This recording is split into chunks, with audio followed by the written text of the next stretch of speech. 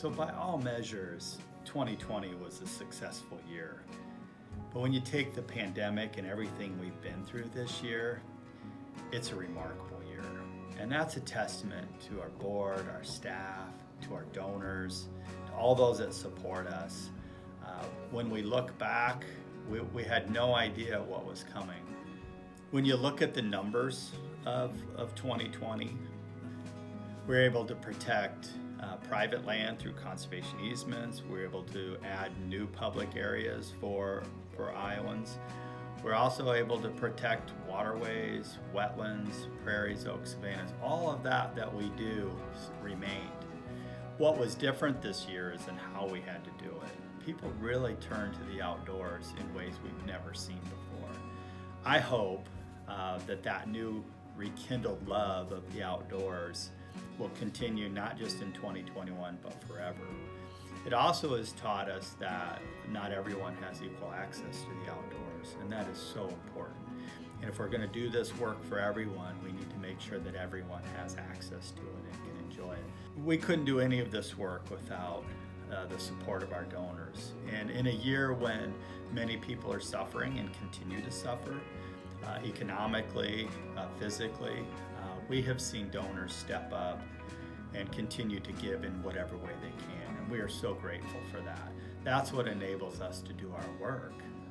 And we've seen a real lift, which gives us great energy to continue to protect land and restore land. So looking back on 2020, we're real excited to share some of our accomplishments that we did together. And even though we had to find new ways to do that, it was a very successful year, and we're very excited to share that with you. INHF is part of many communities because of the projects that we undertake and the land that we own and steward. In our view, a community may be seen from a local, regional, or statewide perspective. We are looking to deepen our engagement with partners and people through outreach and community engagement. These long-term relationships make our land protection efforts more meaningful. INHF just recently signed our 200th conservation easement with the Franciscan Sisters of Perpetual Adoration at Prairie Woods here in Linn County. This easement protects an urban stream, woodland, and reconstructed prairie. Prairie Woods is a very special place to many people. It's a retreat center that was established 20 years ago. And of course, Prairie Woods was affected by the derecho of August.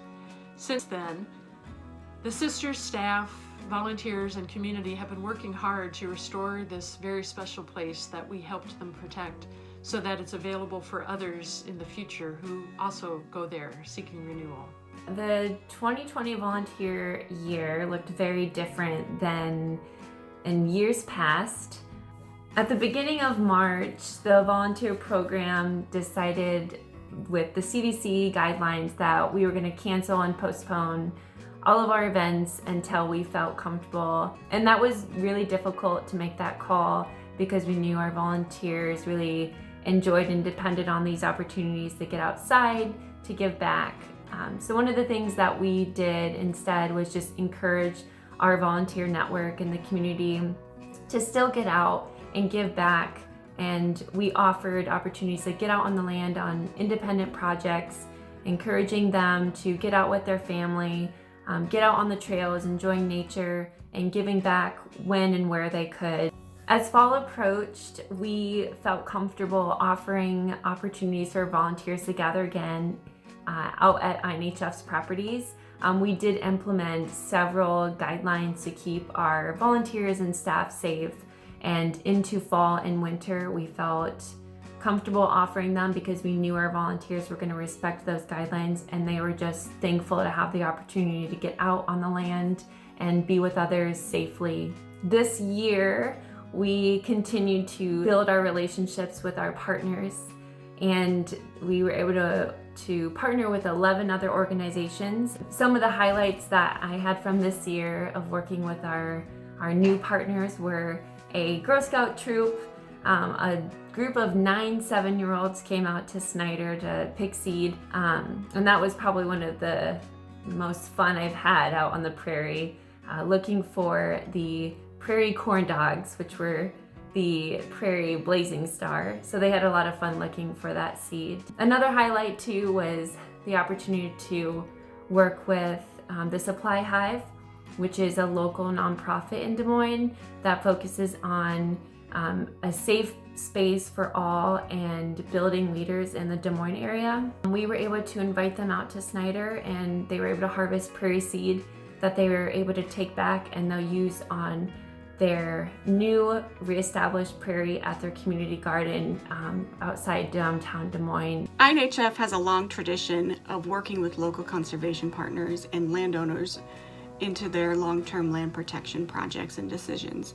And we've realized that by having those partnerships that we're able to do greater conservation in those areas. And now we want to take that and be multi-local and see that that fosters a deeper trust amongst those partners and landowners and help us better understand what local needs are so that we can more effectively engage in conservation projects. One project in West Okoboji, significant donation from the Phelps family, builds on a previous project we worked on with Iowa DNR and the West Okoboji View Golf Course to expand our original vision for restoration for this subwatershed that has significant impact into West Okoboji Lake. And by restoring the wetlands and the uplands to prairie, we have been able to make a significant difference in the runoff into West Okoboji. And we will be able to continue and expand that and even deepen it with some restoration here, and also continuing to work with the tenant on creating some hayland. At the Weimerskirk property in Northeast Iowa, we have worked with the DNR to create a long-term agreement to open the trout stream to public fishing and honor Eddie's wishes for long-term protection of the land. We're also working with the DNR on a study of wild turkey numbers and their long-term viability and populations in that area. 2020 will always be a memorable year for our land stewardship interns. Due to COVID, we had to have a lot of tough conversations at the beginning of whether or not we were going to have the internship and how it was going to look different, but we're sure thankful that we moved forward with the internship. As always, we accomplished some great work, did some amazing things out on the land, and we still felt that we had a valuable experience for our interns. It was a true team effort to pull it off, everybody working together. We certainly had some challenges and logistical issues, as you can imagine, but it was all worth it. The interns had a great experience. The land was positively influenced, and we're thankful that we had it. Our primary goal at the beginning of the summer was to keep everyone safe and healthy, and we accomplished that goal. In our latest strategic plan, land-based climate solutions have become a major focus, and with that, we need to collect baseline data as one of our major goals to understand our impact on climate change both today and 30 years from now as we build carbon in the soil. So because of that, we've started researching and sampling for both water quality and soil health. We sampled for water quality at Lands, Wallace and Bowers, and at Snyder in 2020. At Snyder, we're seeing that we are getting down to zero nitrate because of our conservation practices. At Lands, we found that we are not contributing any nitrate to the stream that flows near the property. And at Wallace and Bowers, we're seeing that we are improving both water quality and soil health by building carbon. Sampling for soil carbon at Wallace and Bowers, Went, Lands, and Kibbers. What we'll find on those properties is that soil carbon is building over time, and right now we're getting the baseline data, which will be so helpful to help us understand how we are sequestering carbon. This year, INHF has centered our land stewardship practices to focus on land-based climate solutions. A few of these land stewardship highlights include our prescribed fire in 2020. We know that fire is essential to the long-term ecological health of our natural areas. Prescribed fire is critical to maintaining native biodiversity, and our goal is to restore a vital natural component to our ecosystems. And prescribed fire in 2020 was exceptional. We had a great spring, very successful with a lot of good work being done. As INHF increases the amount of land we care for, we have a greater need for high quality prairie seed. And our goal is to reconstruct some of the highest quality and most diverse prairies in Iowa. And we believe that all starts with diligent seed harvest. And for prairie seed harvest, we had the most productive year that INHF has ever had in terms of quantity of seed. We collected seed by hand and combine on prairie remnants and reconstructed prairies across the state. INHF is seen as a nonpartisan leader in the conservation community committed to advocating for conservation issues.